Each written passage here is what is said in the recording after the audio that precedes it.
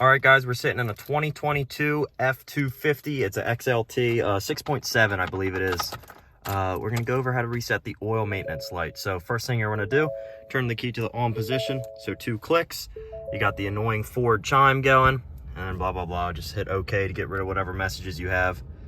And if you're not already on here, like say you're here, you're gonna use the D-pad to kind of just scroll. There is a little icon here that tells you can scroll over and down. So just down, down, down, down. Now that you're here, oil life, you're gonna hit over.